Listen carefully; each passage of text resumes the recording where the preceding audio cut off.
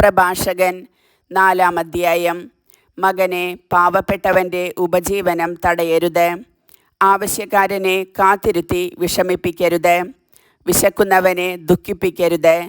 ഇല്ലാത്തവനെ ക്ഷോഭിപ്പിക്കരുത്. കോപാകുലമായ മനസ്സിൻ്റെ അസ്വസ്ഥതകൾ വർദ്ധിപ്പിക്കരുത്. യാചകന് ദാനം താമസിപ്പിക്കുകയുമരുത്.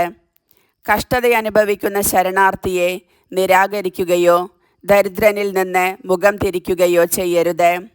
ആവശ്യക്കാരനിൽ നിന്ന് കണ്ണു തിരിക്കരുത്. നിന്നെ ശപിക്കാൻ ആർക്കും ഇട നൽകുകയുമരുത്. എന്തെന്നാൽ മനം നൊന്ത് ശപിച്ചാൽ സ്രഷ്ടാവ് അത് കൈക്കൊള്ളും. സമൂഹത്തിൽ സമ്മതനാവുക. നായകനെ നമിക്കുക. പാവപ്പെട്ടവൻ്റെ വാക്ക് ശ്രദ്ധിച്ചു കേട്ട് സമാധാനത്തോടും സൗമ്യതയോടും കൂടി മറുപടി നൽകുക. മർദ്ദകൻ്റെ കയ്യിൽ നിന്ന് മർദ്ദിതനെ രക്ഷിക്കുക. അചഞ്ചലനായി ന്യായം വിധിക്കുക. അനാഥർക്ക് പിതാവും അവരുടെ അമ്മയ്ക്ക് ഭർതൃതുല്യനും ആയിരിക്കുക. അപ്പോൾ അത്യുന്നതൻ നിന്നെ പുത്രനെന്ന് വിളിക്കുകയും അമ്മയുടേതിനേക്കാൾ വലിയ സ്നേഹം അവിടുന്ന് നിന്നോട് കാണിക്കുകയും ചെയ്യും. ജീവൻ്റെ മാർഗം.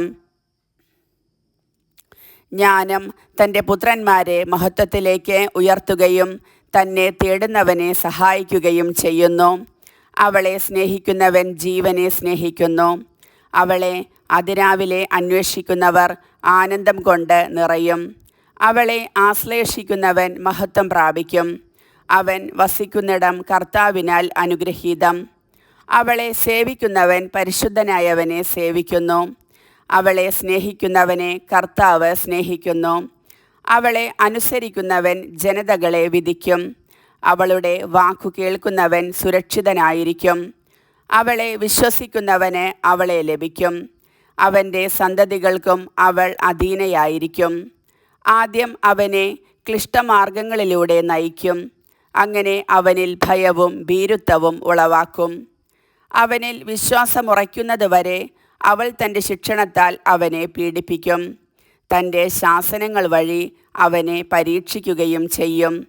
അതിനുശേഷം അവൾ നേർവഴി കാട്ടി അവനെ ആനന്ദിപ്പിക്കുകയും അവന് തൻ്റെ രഹസ്യങ്ങൾ വെളിപ്പെടുത്തി കൊടുക്കുകയും ചെയ്യും.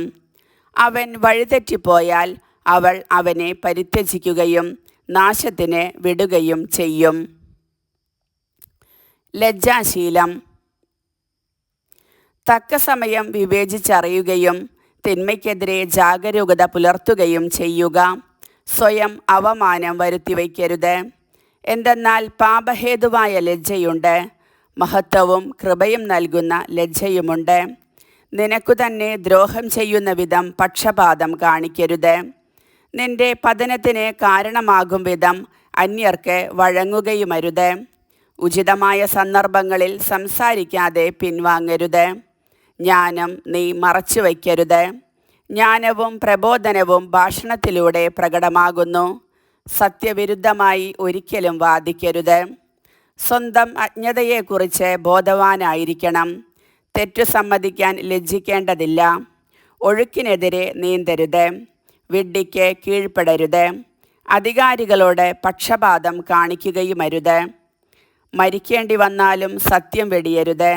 ദൈവമായ കർത്താവ് നിനക്കു വേണ്ടി പൊരുതിക്കൊള്ളും. വിവേകം വിട്ട് സംസാരിക്കരുത്. പ്രവൃത്തിയിൽ അശ്രദ്ധയും ആലസ്യവും പാടില്ല.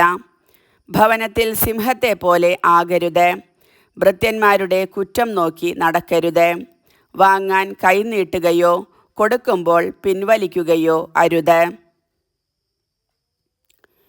കർത്താവിൻ്റെ വചനം.